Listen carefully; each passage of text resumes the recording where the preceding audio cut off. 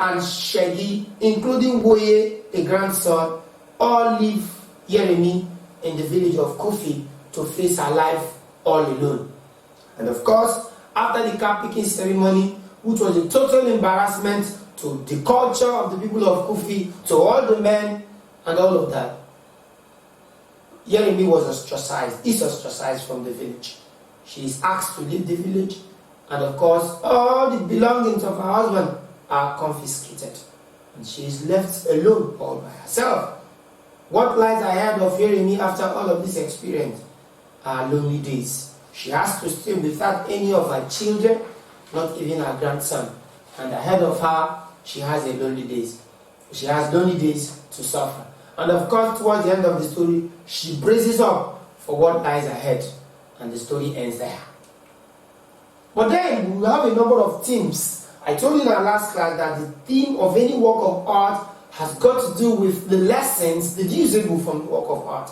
And of course, there are as many themes as one can derive or as one can find in this work. That's Lonely Days. One of them is the agony of widowhood. Yes. In the land of Kufi, which is of course a microcosm of the entire African continent, we see the suffering of the woman without a man.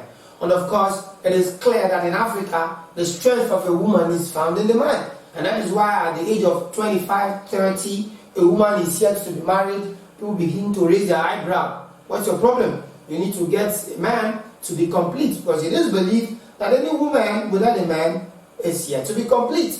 And now you have a man and he is dead. Then you are not complete.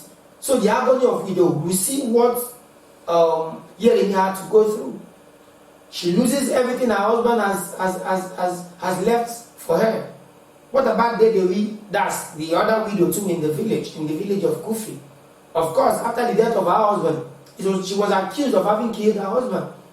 And she has to go through a lot. One of which is to sleep by the side of the dead husband, to prove that she does not have a hand in the death of the husband. What about Radeke?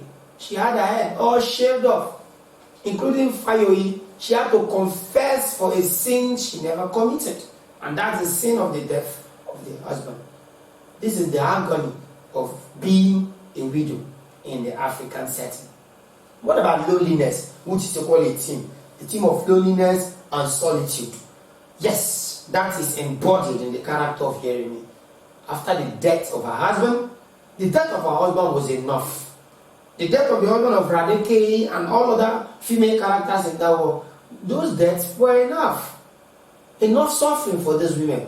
But the culture of Kufi put them into more excruciating pain by blaming them for the death of their husband.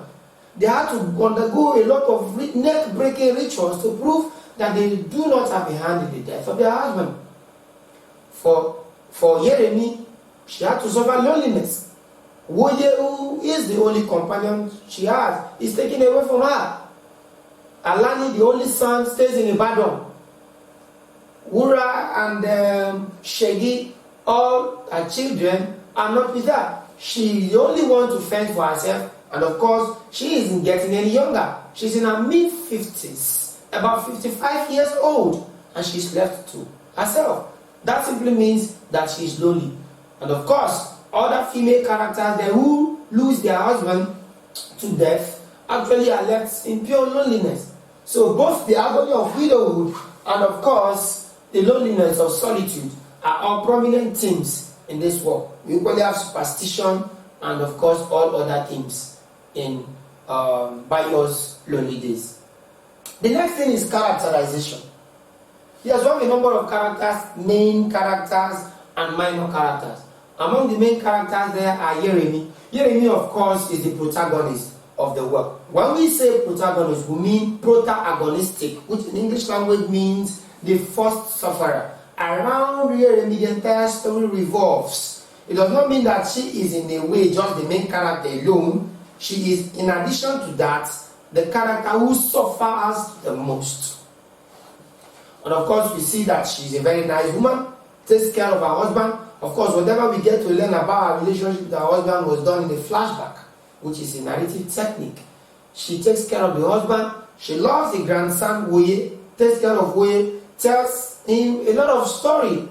We equally see that she's a philanthropist, she's a giver. In fact, her philosophy is that the joy of having is in sharing. That's her philosophy. That is captured in page 135 of the work.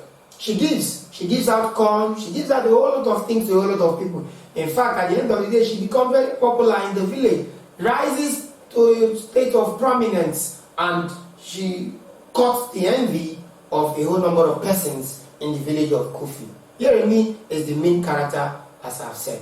The next character is Ajumobi. Ajumobi is the husband of Yeremi, and of course, at the beginning of the story, we discover that he had died about 9 months ago. A nice man takes care of the wife Yeremi, but of course, on one occasion, he beats Yeremi up, and on that occasion, Yeremi revolts, tearing his clothes into shreds. That's the kind of person Ajumobi is. But of course, it is established that Ajumobi is not like all other men in the village of Kofi who turn their husband their wife into punching bags. He takes care of Yeremi, does whatever Yeremi requires of him. But of course, like a man, once in a while, he goes off the handle. The next important character, who is equally a major character, is Woye. We know that Woye is the grandson of Yeremi and Ajumobi. The name of his mother is Shegi. And of course, we know, according to the story, that Yeremi likes playing football and likes dribbling. Whenever you send Yeremi on an errand, he runs off, driving a make-believe car, a car that he never had.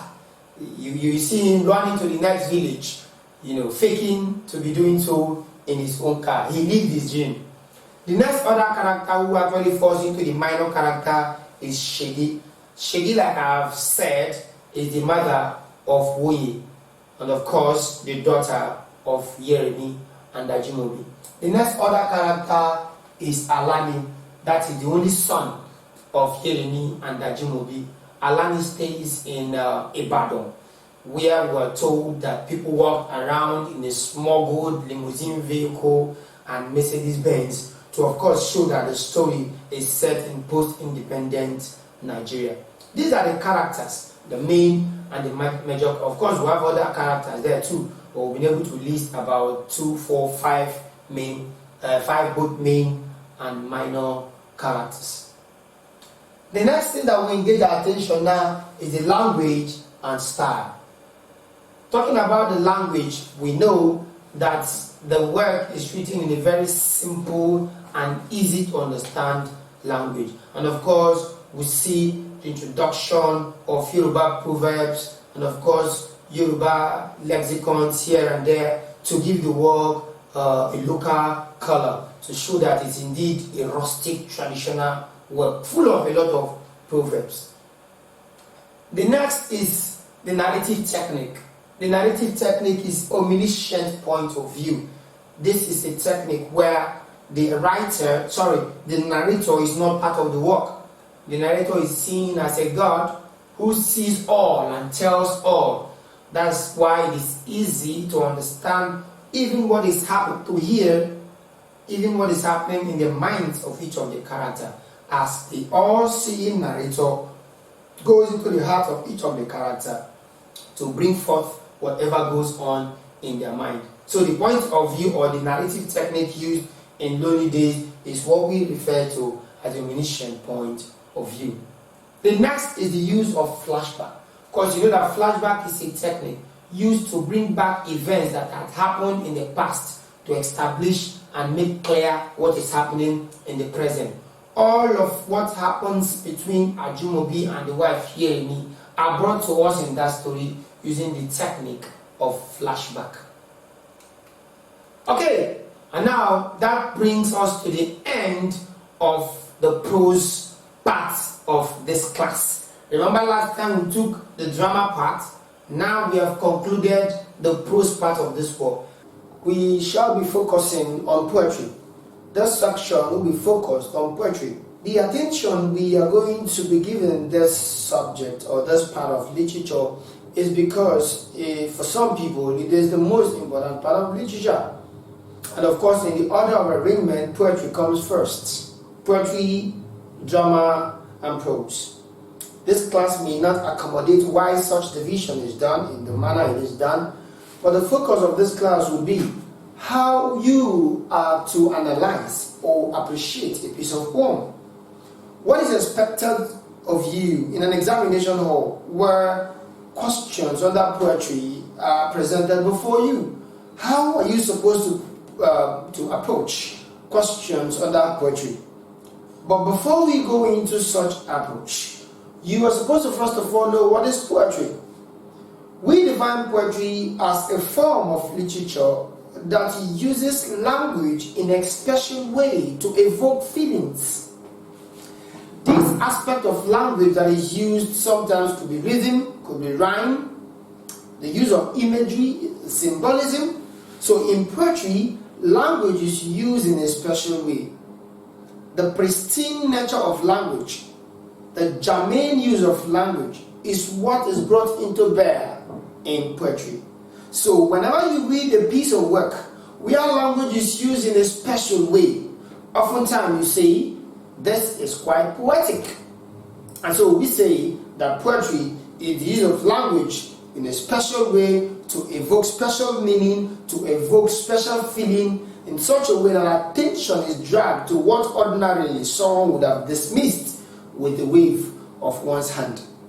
And that is it for the elementary definition of the term poetry.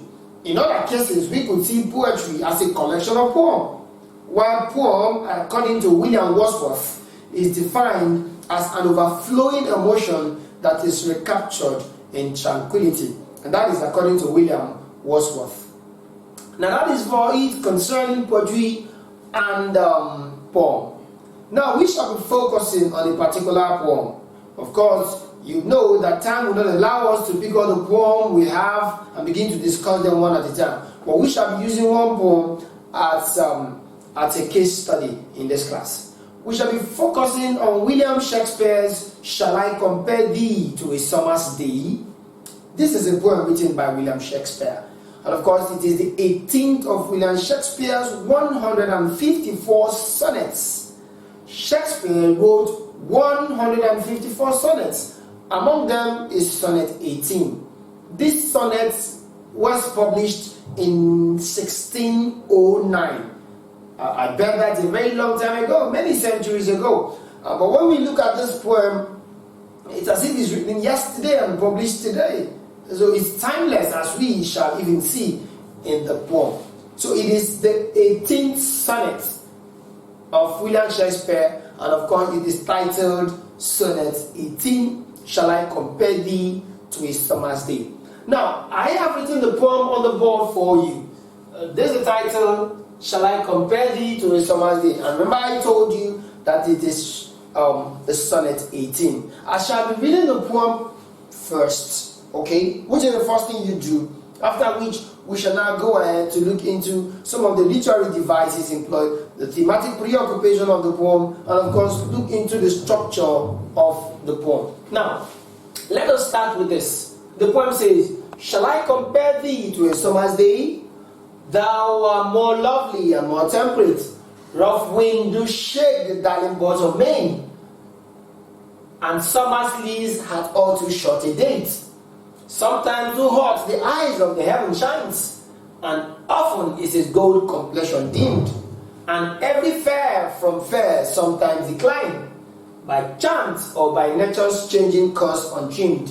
But thy eternal summer shall not fade, nor lose possession of that fair thou owest, nor shall death brag thou wanderest in his shade, so long as men can breathe or eyes can see. So long lives this, and this gives life to thee.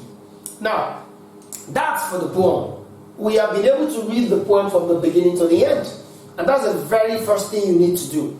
From the appearance of the poem, oftentimes Shakespeare's sonnet is divided into two sections.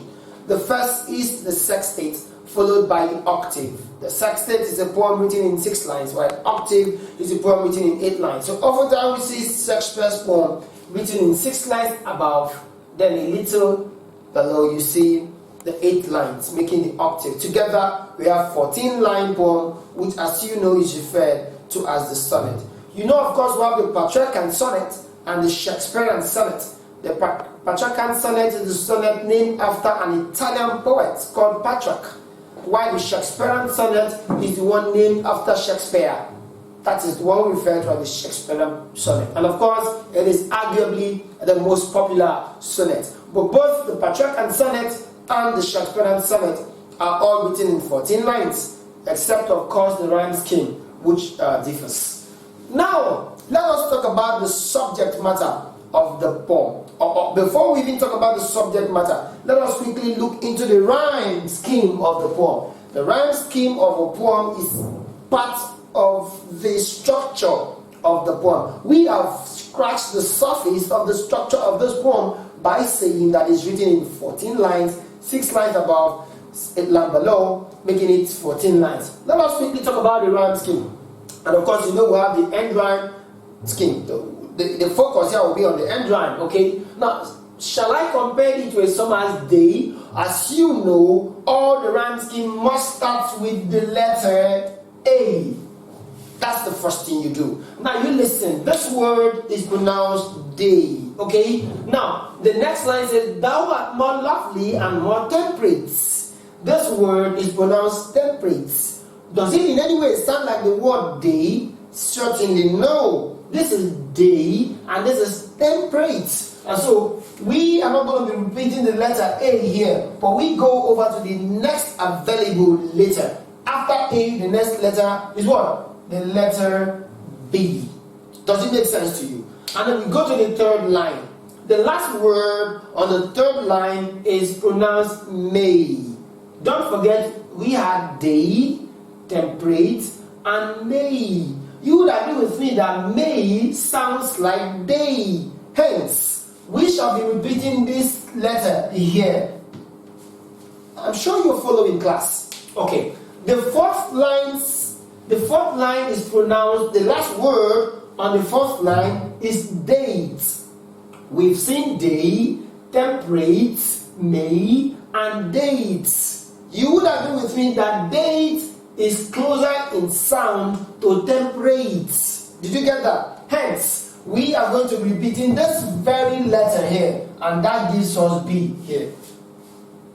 I am sure it is not a rocket science for you. You're following, right? Okay. We go over to the fifth line. That's the last word on the fifth line is pronounced shines. Shines. We've seen day, temperate, May, date, and now we can see shines. We've never seen a word or heard a word pronounced in this manner since we started. Okay.